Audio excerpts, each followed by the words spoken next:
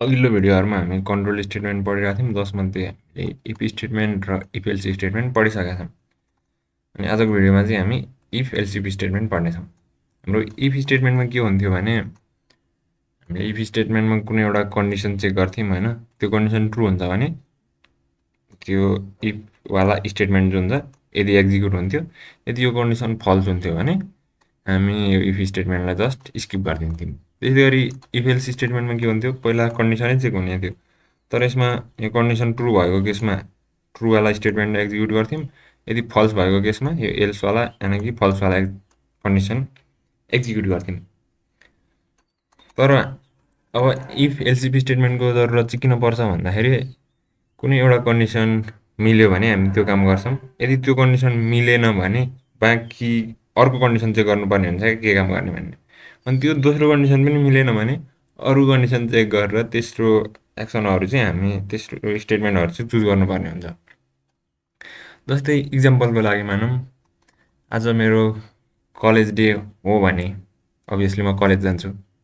यदि college day होइन भने के हुन्छ त, मेरो कहीँ घुम्न जाने प्लान छ, त्यो कन्डिसन चेक गर्छु। यदि घुम्न जाने प्लान छ भने म के गर्छु, सर्लकै घुम्न जान्छु, कुरा सकियो। तर त्यो घुम्न जाने कुनै प्लान छैन भने अब के हुन्छ, अब म यसो हेर्छु रुममा इन्टरनेट चलिरहेको कि छैन, इन्टरनेट भन्दा पनि बत्ती छ कि छैन। बत्ती छ भने इन्टरनेट चल्या हुन्छ। त्यो भयो भने के गर्छु, म कि त कुनै मुभी हेरौँला अथवा कुनै अनलाइन कोर्सहरू पढौँला, भिडियोहरू हेरौँला, यस्तो काम गरौँला। अब यो केसमा फेरि मेरो इन्टरनेट छैन, यो कन्डिसन पनि फेल भयो भने के हुन्छ, अब मेरो ल्यापटपमा चार्ज छ कि छैन त्यो कुरा हेर्ने भयो। ल्यापटपमा चार्ज रहेछ भने यस्तै के काम गर्न सक्ने भएँ, भिडियो बनाउन सक्ने भएँ। यदि त्यो पनि छैन भने के हुने भयो भनेको, यस्तो धेरै कन्डिसन चेक गर्दै जाने, कुनै पनि कन्डिसन मिलेन, लास्टमा केही पनि भएन भने यो मैले माथि भने जति कुनै पनि कन्डिसन छैन भने मैले के गर्न सक्छु, कि त बुक पढ्न सक्छु, नत्र सुत्न सक्छु, यस्तै काम गर्न सक्छु होइन। एल्स इफ एल्स स्टेटमेन्टले पनि यस्तै यस्तै काम गर्ने भयो। जस्तै इक्जाम्पलको लागि तपाईँले इक्जाम दिनुहुन्छ, सडन मार्क्स आएको होला, हाम्रो आइयुमा त ग्रेडिङ सिस्टम छैन, ग्रेड निकाल्नु पर्ने भयो अरे मानौँ। अनि त्यति बेला के हुन्छ, ग्रेड निकाल्ने नाम चाहिँ खास यहाँ यस्तरी चाहिँ गरिन्छ। हामीलाई त टक्क कति मार्क्स आएको छ भनेर हेर्ने बित्तिकै ग्रेड थाहा भइहाल्छ होइन। 80 माथि आएछ भने ए भयो, 90 माथि आएछ भने ए प्लस भयो, यस्तो थाहा हुन्छ। तर कम्प्युटरलाई त टक्क स्टेप बाई स्टेप चेक गर्नुपर्ने हुन्छ नि त। त्यसमा के गर्न सकिन्छ भने त्यो नम्बर चाहिँ 90% भन्दा माथि छ भन्ने एउटा कन्डिसन चेक गर्छौँ। त्यो हुने बित्तिकै कम्प्युटरले त्यसलाई ए प्लस हो भनेर डिनोट गरिदिन सक्यौँ। यदि 90 भन्दा माथि छैन, त्यो कन्डिसन फेल भयो भने दोस्रो 80 भन्दा माथि छ कि भनेर चेक गर्छौँ। अनि पहिलो 90 भन्दा माथिको कन्डिसन फेल भएको अनि 80 भन्दा माथिको ट्रु भयो भने त्यति बेला ग्रेड ए हुने भयो। त्यो पनि फल्स भयो अनि 70 भन्दा माथिको ट्रु भयो भने त्यति बेला हाम्रो बी प्लस हुने भयो। त्यस्तै गरी लास्टमा 20 भन्दा माथिको चाहिँ ट्रु भयो, 30 भन्दा माथिसम्मको सबै फल्स हुँदै आएको थियो भने त्यति बेला मैले के डी प्लस ग्रेड दिन सक्छु, सरी डी ग्रेड दिन सक्छु। अनि तेस्रो कन्डिसन फल्स भयो भने त अभियसली 20 भन्दा मुनि भयो, त्यति बेला मैले डाइरेक्ट ई ग्रेड हो भनेर भनिदिन सक्छु। त्यो कुरा हामी कोडिङ गरेर हेरौँ है त। जस्तै मैले फ्लोटिङ पोइन्टमा तपाईँको मार्क इजिकल टु नराखौँ, मार्क मात्रै राखेर यसरी भेरिएबल डिक्लेयर गरेँ, के गरिरहेको छु। त्यस पछाडि मैले इफभित्र कन्डिसन राख्छु, इफ मार्क चाहिँ greater than or equal to 90 छ भने के हुन्छ, यहाँभित्र जस्तै मैले print your grade is A plus भनिदिन सकेँ होइन। त्यस्तै गरी मैले कोडलाई तलसम्म कपी गर्दै लान्छु। 90 को भयो, यो माथिको 80, 70, 60, 50, 40, 30, 20। त्यस पछाडि एल्स स्टेटमेन्ट आउँछ। एल्स स्टेटमेन्टको लागि चाहिँ एल्स राख्ने, यो गर्ने, यो कुरालाई कपी गरेर हेरिहालिदिन सकेँ। यति भइसकेपछि अब म सबै यसलाई एडिट गर्दै लानेछु। यो 80 भन्दा बढी भयो भने ए हुने भयो। त्यस्तै गरी 70 भन्दा बढी भयो भने बी प्लस हुने भयो। त्यस्तै गरी 60 भन्दा बढी भयो भने के हुने भयो, मेरो बी हुने भयो। त्यस्तै गरी 50 भन्दा माथि भयो भने मेरो सी प्लस हुने भयो।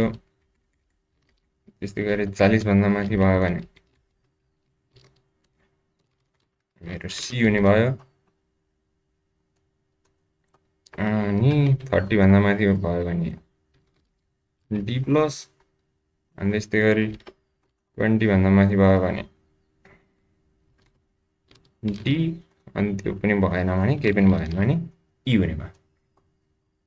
मैले त यहाँ मार्क्स यतिकै राखेको छु, यति बेलामा त मेरो मार्क्स 0 भइरहेको हुन्छ। मैले यहाँ युजरबाट मार्क्स चाहिँ लिन चाहेँ। इन्टर यो यस मार्क्स गरौँ। यसलाई कोडभित्र लेख्नुपर्छ भनेर कसरी बिर्सिन पाइयो त।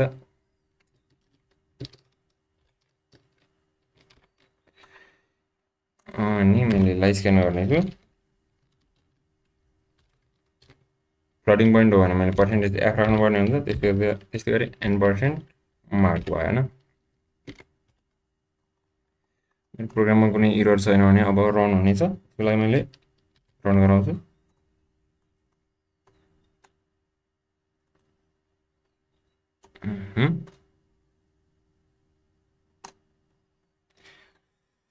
एसएसडी नभएर अझै स्लो रन भइरहेछ।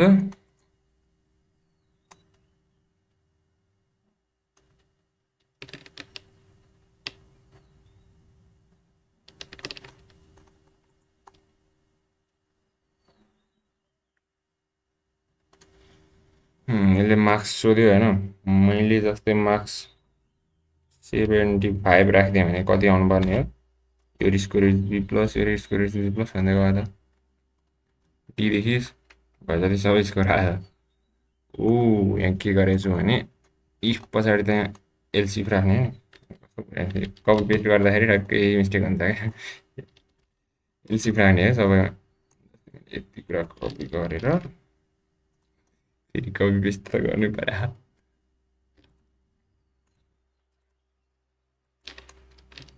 यहाँ पेस्ट गरिदिन्छु। अब रन गर्छु। अब यसले मार्क्स सोध्छ। त्यस पछाडि मैले फेरि 75 राख्छु। अनि यो ग्रेड इज बी प्लस भनेर यसरी आउने भयो। यो काम भनेको कन्सेप्ट सायद बुझ्नु भयो होला यति भनेपछि। यहाँ के हुन्छ, सुरुमा मैले मार्क्स दिने बित्तिकै यसले चेक गर्ने भयो।